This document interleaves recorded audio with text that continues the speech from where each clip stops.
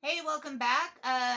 There's lots to talk about. I'm just going to do a quick one, cover three subjects really quick here.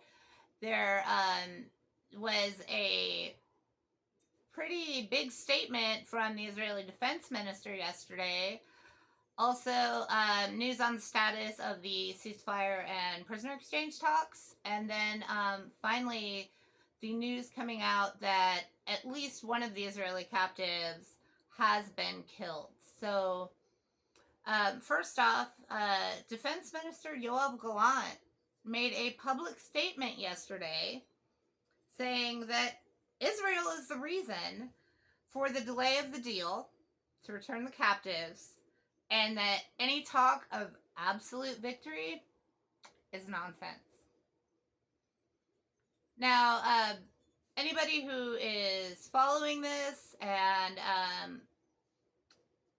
knows the situation, this is not going to be news, but what is news is that we now have the Israeli defense minister saying that publicly.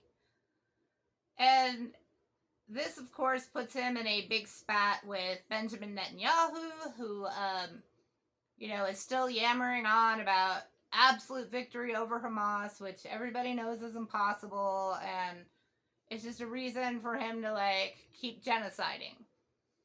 So there's really starting to be a major rift between the Israeli military, who wants the Gaza war to end and for there to be a deal, and Netanyahu, who only cares about himself and wants to just keep this war going as long as possible and expand it to fight Lebanon and Iran and any of his other neighbors that he can drag into it, or get the United States to be drug in on their behalf. So, big split from the Israelis, and it also kind of puts the U.S. in a difficult position. The official U.S. line has been, ever since Biden made his ceasefire proposal, 2 months ago, saying that it was Israel's deal and Israel was totally fine with it, and the problem was Hamas, and Hamas needed to agree. Of course, Hamas did agree, and then Netanyahu keeps throwing in extra things and changing things and adding stuff that he knows no one will ever agree to. So he's constantly undermining the deal that is supposedly his. And now he's been called out by his own defense minister. So that is interesting. And as far as these ceasefire talks go,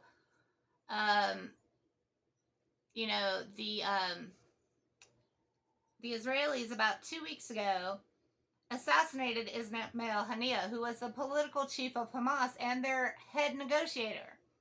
Nothing says I want a deal like assassinating the guy you're supposed to make the deal with, right?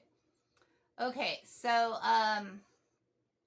the replacement was announced, and Hamas anonymously chose Yahya Sinwar, who is the Hamas leader in the Gaza Strip, to now also be the head of their political bureau. And, okay, what does that mean?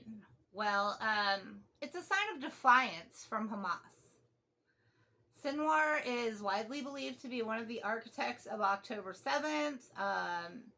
He's Israel's most wanted guy, so Israeli heads are exploding. And, it's a big FU from Hamas, basically. And so then now he's the head negotiator. He's considered to be a lot more hard line than Haniyeh, who is regarded as more of a moderate. But, Sinwar's more of a military guy than a politician. But now he's the leader of the political bureau. And meanwhile, the mediators in the peace talks, which are Egypt, Qatar, and the United States, everybody's getting frustrated, and they issued a joint statement telling everyone to come back to the negotiating table.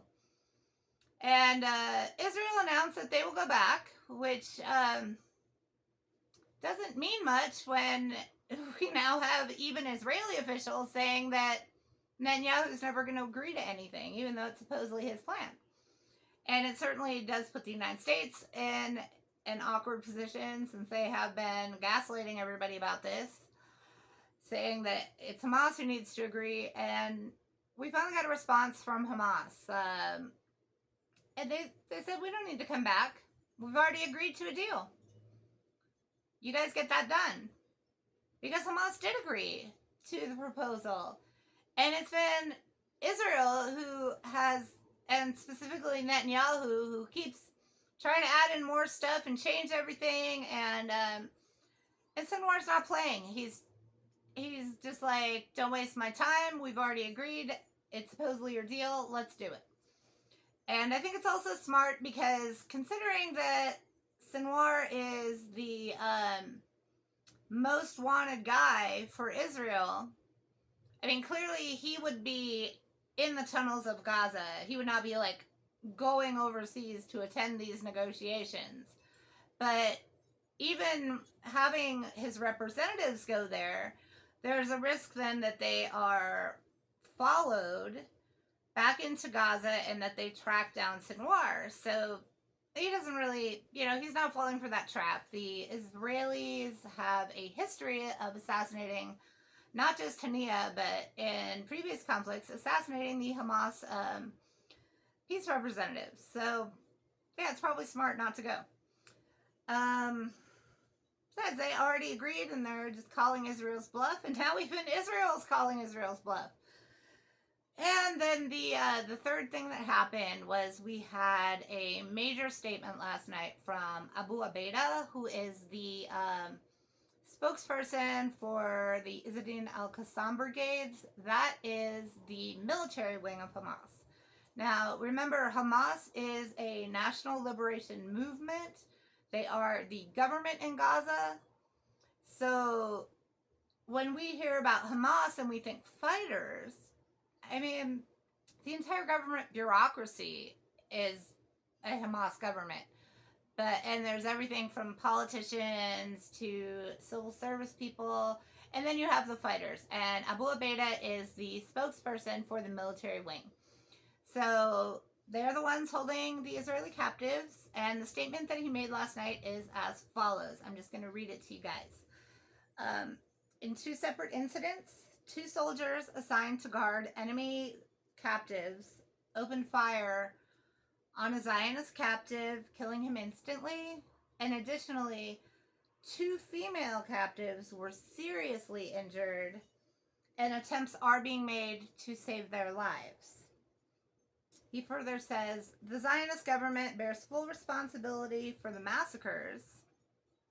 There he is referring to the many massacres that the Israelis have done, and particularly the trigger for this one was the massacre over the weekend at the school in Gaza City where over 100 people were killed while at morning prayer.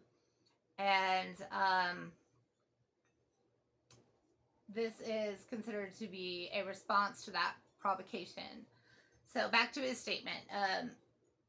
The Zionist government bears full responsibility for the massacres and the resulting reactions that affect the lives of the Zionist captives. A committee has been formed to investigate the details, and the findings will be announced later. So, this is not Hamas policy to kill the captives. It is in their interest to keep these captives alive. The reason they have the Israeli captives is to trade them for the Palestinian captives. So it is not helpful for the movement to have them killed. However, it is likely that these captives are being separated.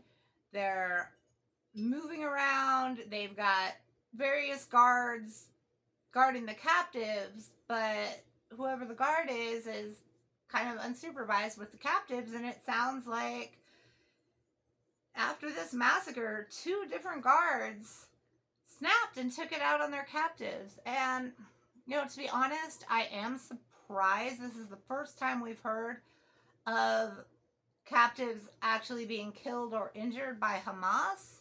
They have announced in the past when the captives have been killed by Israeli bombings, but this is new. And it's not surprising, unfortunately.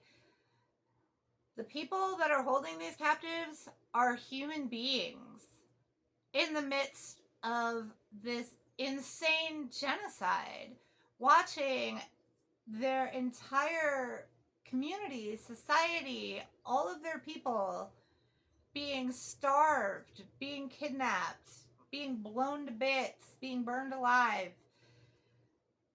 And then, on top of that, the Israelis are constantly making TikTok videos of themselves, like, mocking and torturing the prisoners. Recently on Israeli TV, they released a video of one Palestinian being gang raped by 9 guards in one of the Israeli concentration camps. They filmed it, they put it on TV, and the people that are holding the Israeli captives, they are seeing how their people are being treated.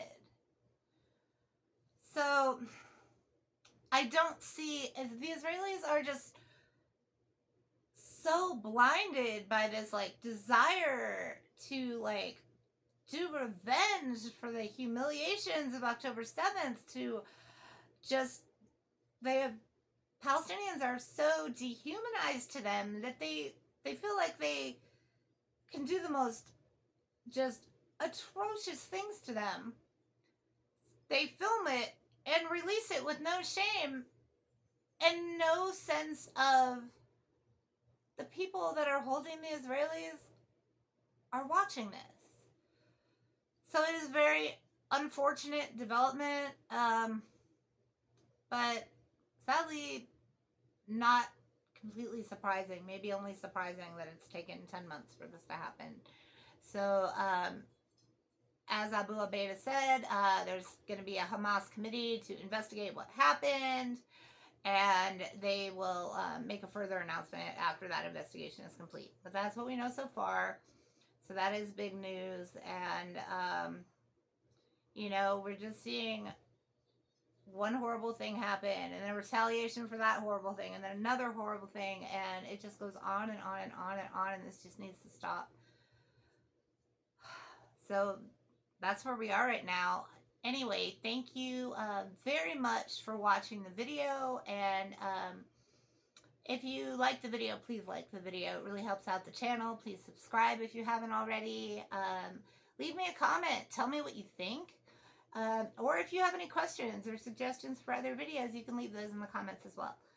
So, I really appreciate you all. Thank you for supporting the channel, and until next time, hang in there and take care. Bye.